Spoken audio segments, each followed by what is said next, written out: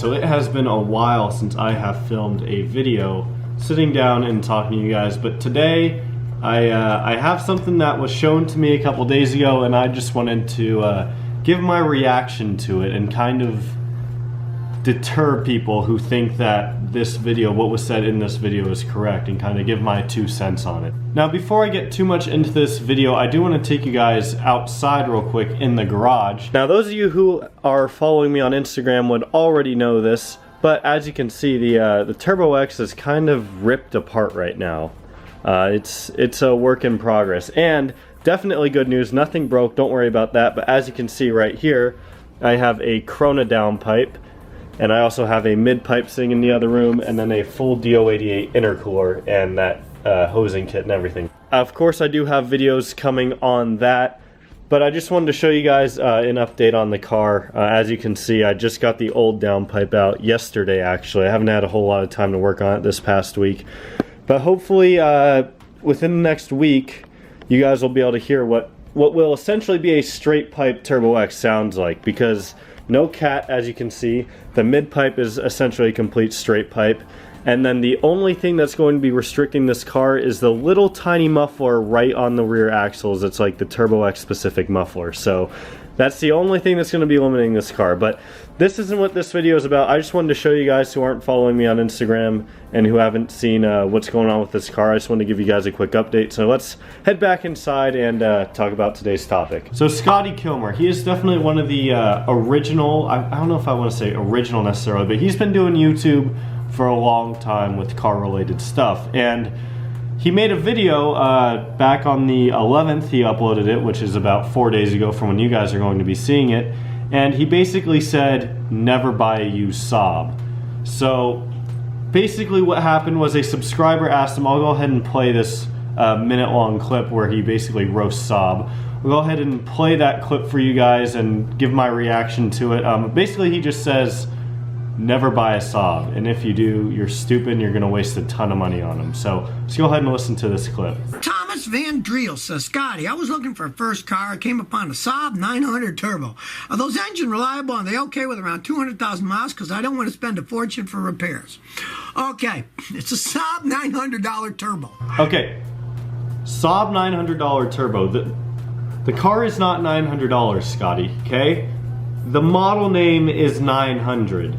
Okay, it's a Saab 900 Turbo. Probably Saab's most iconic car ever made. I think a lot of you out there will agree with me on that. And yes, it is a 25, 30-year-old car by now probably, but that doesn't mean it's a bad car. Now, maybe as a first car, maybe not, but we're gonna go ahead and listen to some more of this here. I just thought right off the bat, he doesn't even, just mind blown. That was just a stupid thing.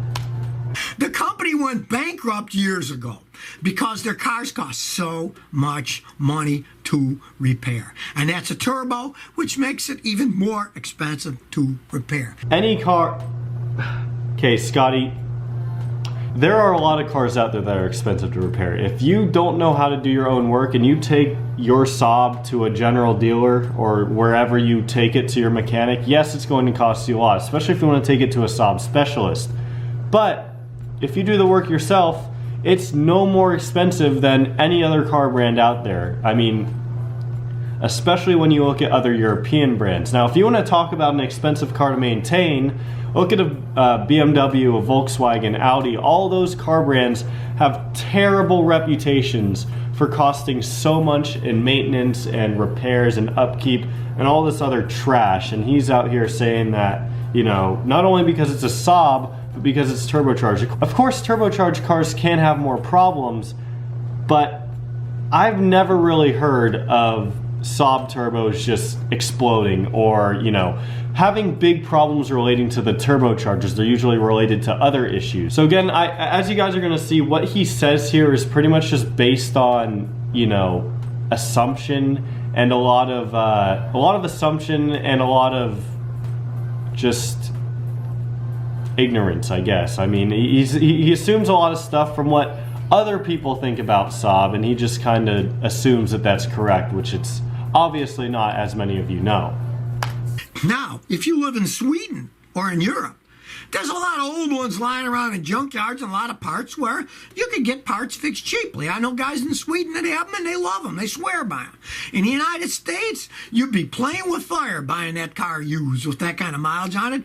Anything could go wrong and you're going to throw your money. For a first car, that's not that smart choice, really. Okay, so he basically said that only Saab enthusiasts live in Europe, specifically in Sweden. And last I checked, in America here, we have multiple Facebook pages with nearing 10,000 members. I know SAABMERICA is probably just about the biggest one now. I think that's around 8,000 members. So to say there's not really any enthusiasts, I mean, he didn't directly say that, but you can tell that's what he meant, that no one in America really knows about Saabs or cares or is an enthusiast. I mean, when you look at the owners convention that we had just over a month ago, there were 200 cars there. So I would say that there is definitely a strong following for Saab in the States, and any of you that live here that are Saab enthusiasts would definitely agree with me on that. Now, one point that he does bring up right at the end of his little roast here is that it would not make a good first car. Now, I can see where he's coming from with that, because, well, it's an old car, you know. If you're someone for a first car, you don't know jack shit about cars, and you're just looking for something that'll get you to school and back every day with no problems, yeah, of course, you know, Saab 900 is probably not the best choice. You should probably go with a Honda Civic or something like that. But if you're someone who actually enjoys driving, actually cares about what you drive, then I don't see a problem with this. I mean, especially if the car has been well maintained. 200,000 miles is really not that much. Now, I have never owned a C900, but I know that there are plenty of people out there with C900s that are 200,000 miles and way above. And of course, they're going to be dirt cheap at that mileage, most likely.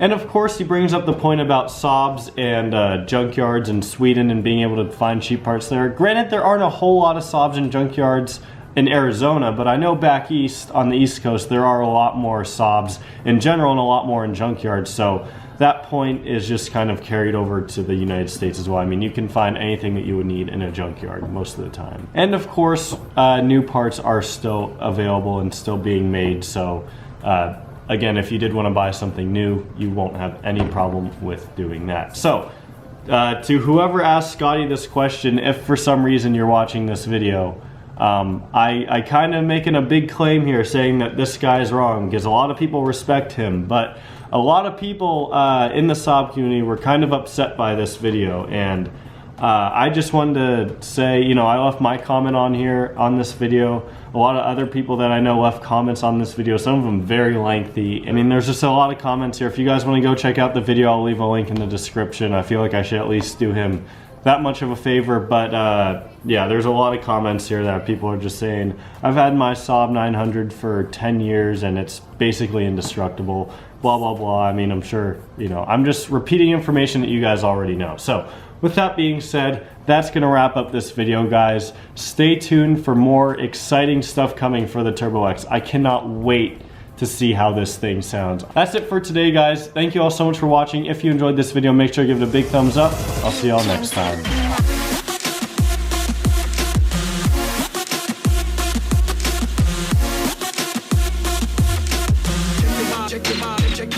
Check your body.